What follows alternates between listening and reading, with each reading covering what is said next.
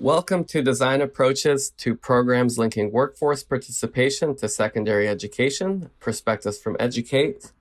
I'm Boris Bulayev, and I'm the CEO and co-founder of Educate. That's me at age 7, a few weeks before moving to the US from Latvia. Immigrating helped me get a great education. In university, I began to understand this quote: "Talent is equally distributed, but opportunity is not."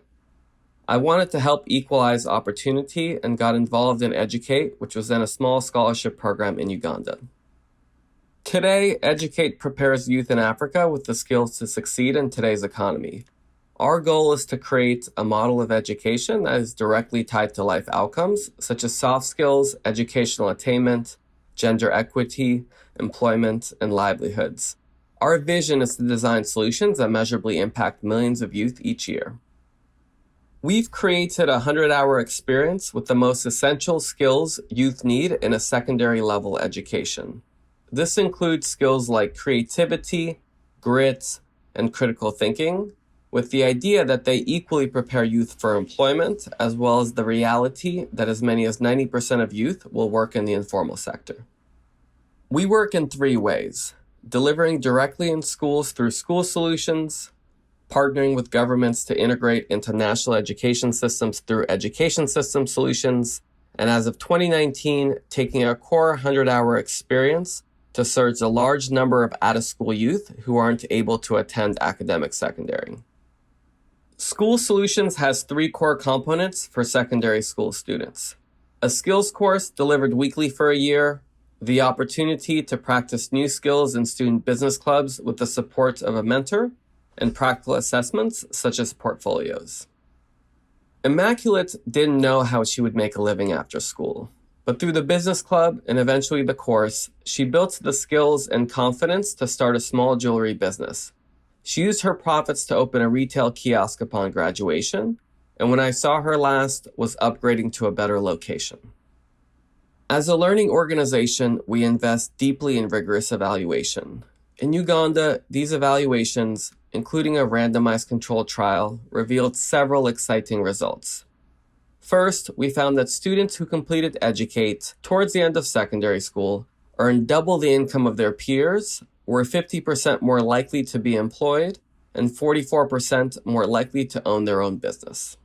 A follow-up RCT in Uganda found that 3.5 years after graduating from secondary, youth are better off than their peers in key areas linked to improved life outcomes, including soft skills. The external evaluation found that Educate has large, lasting, and statistically significant impacts on critical soft skills, including creativity, grit, and self-efficacy.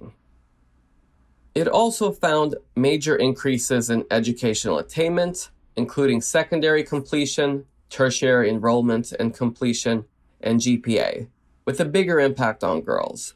We've virtually closed the gender gap in secondary completion, and girls were 25% more likely to enroll in university and 22% more likely to choose business or STEM degrees. Finally, the evaluation found interesting improvements in gender equity. Both male and female Educate graduates were 21% more likely to delay family formation, and women have fewer children than the control.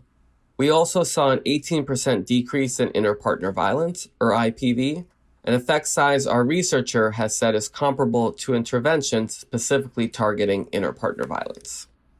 In 10 years, thanks to these results, we have become the biggest youth skills provider in East Africa.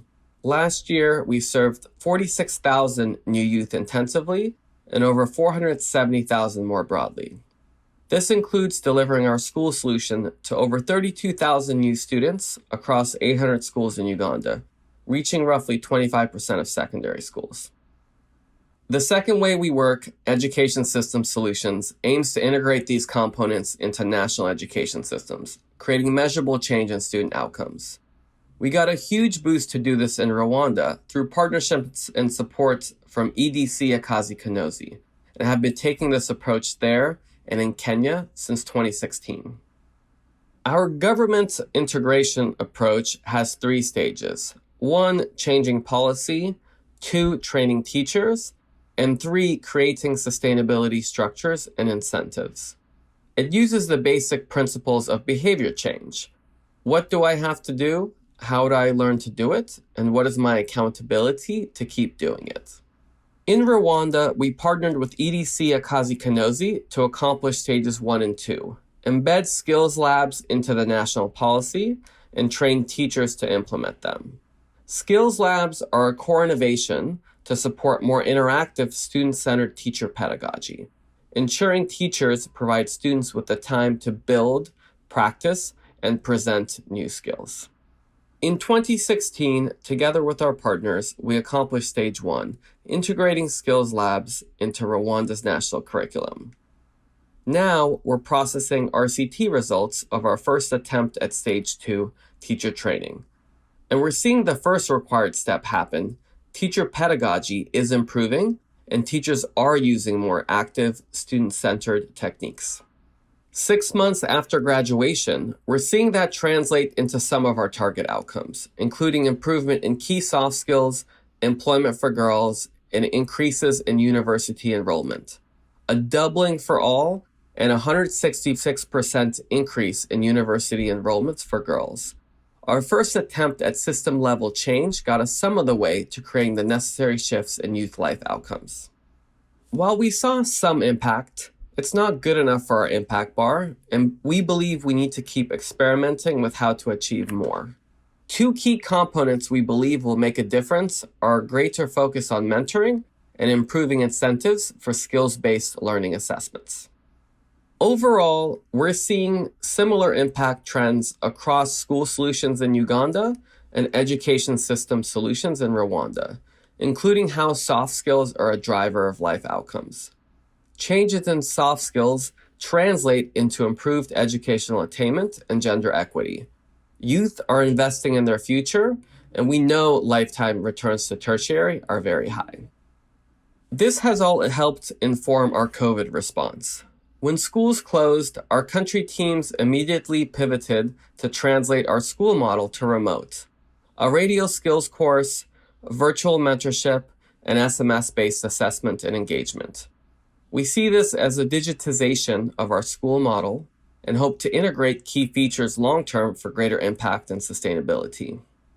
These 3 educates participants demonstrate grit, self-efficacy, and creativity as they use limited resources to build small businesses during COVID. Student Alicia and teacher Simon grow gardens in sacks, and former mentor Joan gathers nearby materials to weave baskets, demonstrating that soft skills drive resilience and one's ability to thrive in whatever challenges life presents. Thanks for watching.